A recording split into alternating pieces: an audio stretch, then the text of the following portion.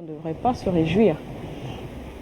Non, je n'analyse pas les propos de ceux qui m'ont précédé de cette manière. Je veux d'abord saluer la pertinence de leurs propos. Maître Sandio a fait une analyse rationnelle et juridique de la situation. Ce qu'a dit le partage de l'OA ici est vrai, ce sont des faits. Ils ont analysé les faits froidement. Mais cette affaire est d'une richesse polysémique qu'on va se compléter simplement. C'est-à-dire qu'ils ont analysé un aspect d'un point de vue sur des aspects qui sont fondés, qui sont justes. Moi, je vais compléter leur analyse en abordant l'affaire autrement. Allez-y. Simplement. Moi, je suis un homme très joyeux ce soir. Je suis un homme très joyeux. Et ne pensez pas que ceux qui m'ont précédé ne sont pas joyeux. Moi, je suis un homme très joyeux ce soir. Au-delà de toutes les restrictions, des conditions qui ont été soulevées brillamment par ceux qui m'ont précédé, regardons, voyez de là où nous sommes partis. Il faut comprendre pourquoi je suis un homme joyeux ce soir. Au-delà des apparences, au-delà du fait qu'il faut bien comprendre que la CPI ne veut pas avaler sa langue. On ne va pas demander à la CPI de se faire harakiri. Donc, elle va essayer de sauver la face. Mais plus elle va essayer de sauver la face, elle étale au monde entier. Vous êtes gentil, maître. C'est-à-dire que sa putréfaction, tout à l'heure je reviendrai. C'est-à-dire, c'est nauséabond. C'est-à-dire, la CPI pue. Elle sent très mal. Et cette senteur est à l'image de tout le système international qu'on appelle droit international. D'ailleurs, le Covid a fini d'enterrer le système qu'on appelle droit international pour ceux qui rêvaient encore, n'est-ce pas, de ce que, bon, écoutez, il faut quand même s'accrocher sur les aspects positifs de cette architecture. Je lisais aujourd'hui un rapport de la CIA. Je lisais un rapport de la CIA. Le dernier là. Eux-mêmes disent que c'est terminé. L'ordre hérité de Yalta, de la Deuxième Guerre mondiale, est terminé. Ils disent que c'était fini parce que il a épuisé son rôle historique. C'est la CIA qui le dit. C'est la CIA qui le dit dans son rapport. D'où sommes-nous partis? Oh, je suis un homme très joyeux ce soir. Très, très joyeux. On a dit qu'ils sont acquittés. Ce n'est pas nous qui avons dit. Et la CPI, du haut de sa chaire juridique et de sa magistrature juridique internationale, nous a dit que ces gens sont acquittés. Oui, tout à fait. Acquittés. Bon. Que Mme Bensouda fasse son cinéma d'appel, ça trompe personne. On nous a dit qu'ils sont acquittés. Ce n'est pas nous qui avons dit. Et on a dit, bon, vous êtes acquittés, mais vous ne sortez pas de la rue. Vous ne bougez pas. Oui. Vous restez là. Manuela, ce n'est pas nous qui avons dit ça. C'est toujours la CPI. Tout à fait. Au bout de quelques mois, on vient nous dire, non, maintenant, vous êtes libre de vos mouvements. Vous êtes libre de vos mouvements. À condition que le pays qui vous reçoit donne son autorisation. Son autorisation. Bon. Quel est le pays africain qui va refuser de recevoir le président Gbagbo Ebele en dehors de la Côte d'Ivoire du président Ouattara? Dites-moi le pays africain qui ne serait pas fier de recevoir ses héros. Vous connaissez un seul pays africain qui ne serait pas fier de recevoir ses héros? Parce que le pays qui va refuser de le recevoir, au cas où il ferait la demande, n'est-ce pas, mais va lui-même se mettre à dos tout le monde entier. C'est-à-dire le monde de la justice.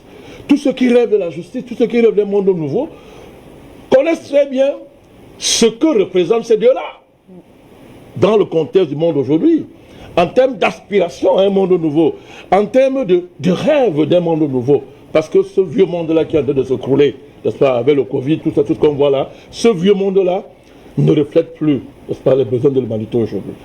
Et ces deux-là incarnent ça. Ils incarnent ça, Mme Manuela Siké. Donc, si on passe à ce point de vue-là, Ouais.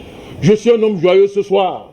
Parce que là encore, c'est une grande victoire qu'on vient d'obtenir. C'est une grande victoire qu'on vient d'obtenir. Je le dis, je répète, je dis que je ne suis pas en contradiction avec Maître et le parti Biloa. Je ne suis pas en contradiction. Je suis en train de faire une analyse, comment je vais appeler ça, géopolitique, politique et simple. C'est-à-dire, j'analyse. Vous voyez, un coup ne peut pas s'asseoir. Procéder à de telles évolutions. Oui. Et nous, on fait comme s'il n'y a rien. C'est-à-dire que eux-mêmes se discréditent. Eux-mêmes se décrédibilisent. Ce pays. Et il faut noter, Président, pour vous dire justement que c'était inattendu parce que vous savez, l'audience était prévue le 27. Mais bien sûr. L'audience a été annulée, la décision est tombée vraiment de manière inattendue. Bien sûr. Parce que ils sont passés du fait que, bon, ces gens ne peuvent pas sortir de la haie.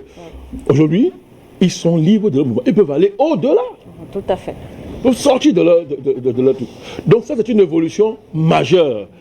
Et ils le font malgré eux. C'est-à-dire, c'est contre son gré que la CPI fait ça. C'est un élément très important. La CPI n'est pas en train de faire ça parce que vraiment... Non. C'est la pression. La CPI a été détruite symboliquement, moralement, sur le plan éthique, par notre combat. La CPI rase les murs depuis un temps, elle rase les murs. Tout le monde le sait. Nous avons descendu cette institution, mise à terre. Elle n'incarne plus rien de manière morale. Elle n'incarne plus rien sur le plan éthique.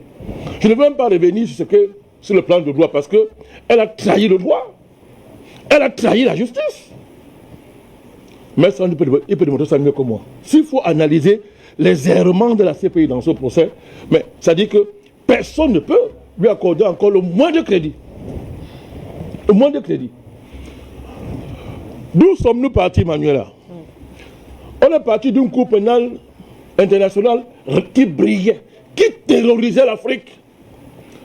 Quand on voit la tête de Bensouda ou de Ocampo, les présidents africains entraient en bas du lit. Permettez-moi de parler comme Okachi. Ils entraient en bas du lit. Les dirigeants africains tremblaient. La CPI régnait.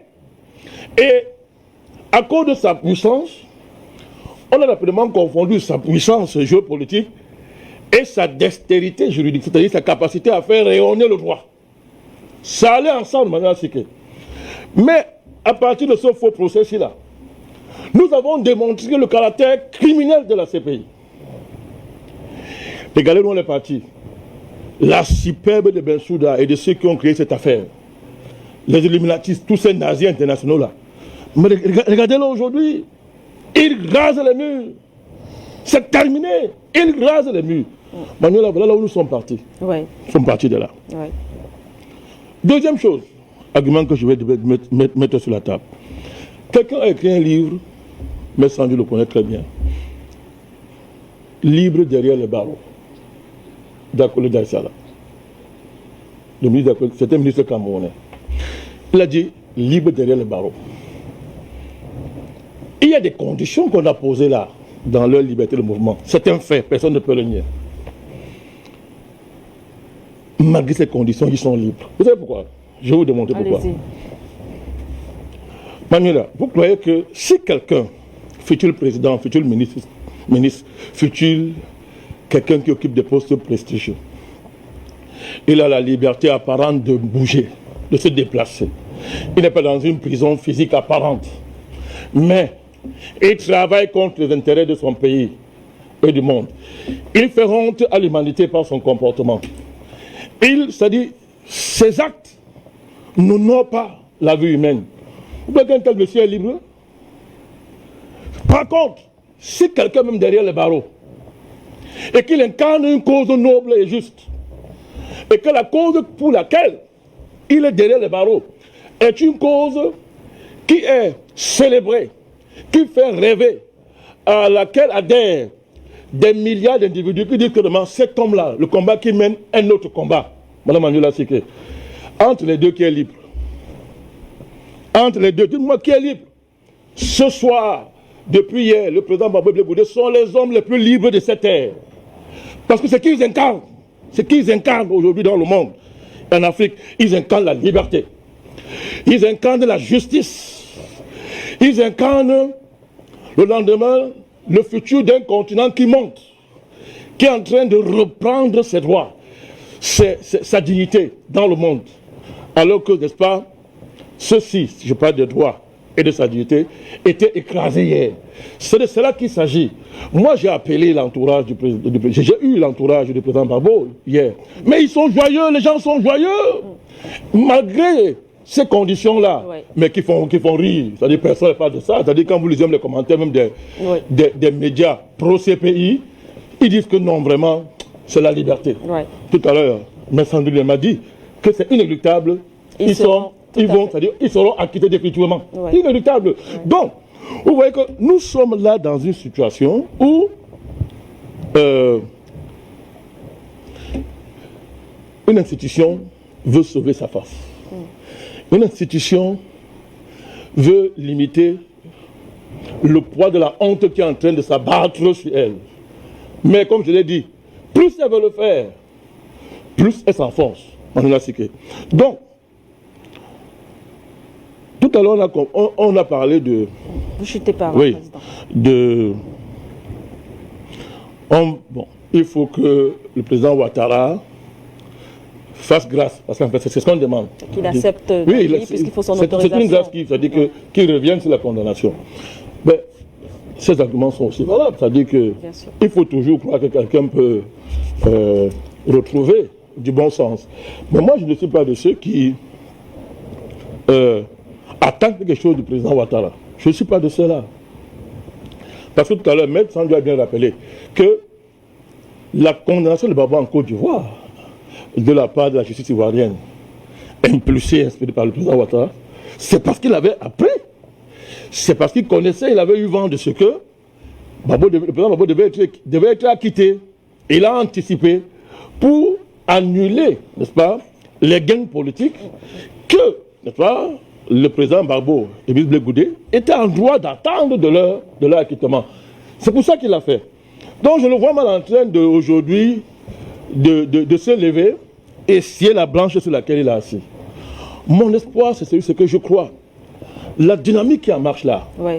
Et quand je vois d'où c'est parti, tout le monde avait désespéré de la cause de ces gens, de ces messieurs, de ces grands hommes-là. Nous avons désespéré, chacun avait désespéré que non, ils sont trop forts, Manuela. Nous avons lancé la croisade sur la base de rien, sur la base de notre foi. On a lancé la croisade. Nous sommes arrivés jusqu'ici. Manuela, ça va s'arrêter là. Donc, le président Ouattara est libre de choisir la voie qui lui sied. Il est libre d'interpréter ses intérêts comme il veut. Mais le président Ouattara ne peut pas faire semblant de ne pas voir ce vent-là qui est en mouvement. Ce vent-là est tellement puissant que ce ne sont pas les caprices politiques du président Ouattara qui vont arrêter ça. Là où c'est parti là, ça finira par impacter, n'est-ce pas, la Côte d'Ivoire. C'est en train déjà d'impacter la Côte d'Ivoire directement. Parce que faites n'importe quoi. Vous pouvez maintenir Gbagbo hors de la Côte d'Ivoire.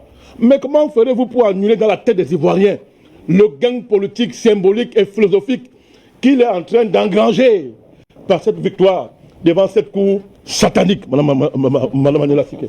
Cette cour de démons, cette cour qui fait honte au droit. Quand je vois des grands juristes comme M. Sandou, vraiment, et qu'on nous voit, n'est-ce pas, qu'on voit une cour comme ça, une cour comme ça là, vraiment, ça fait honte. On dirait que sur cette terre, il n'y a pas de grands juristes. Non, mais nous, il y a les grands juristes. Voilà un qui est devant nous ici. Donc, s'ils ne savent pas faire la justice, qui vient voir M. Sandou, il va les apprendre comment est-ce qu'on fait ça. Merci à vous, Président. Merci beaucoup. Donc, je suis un homme joyeux ce soir. Bien sûr, la joie. Voilà, parce que quand c'est ceux qui combattent réellement, qui savent analyser, percevoir les petites avancées. Et ces petites avancées qui débouchent les grandes avancées. Je l'ai toujours dit. Bien sûr. Et nous sommes en train d'avancer à grands pas. Merci à vous, Président Banda Kani. On a aperçu Dr. Yaïdo.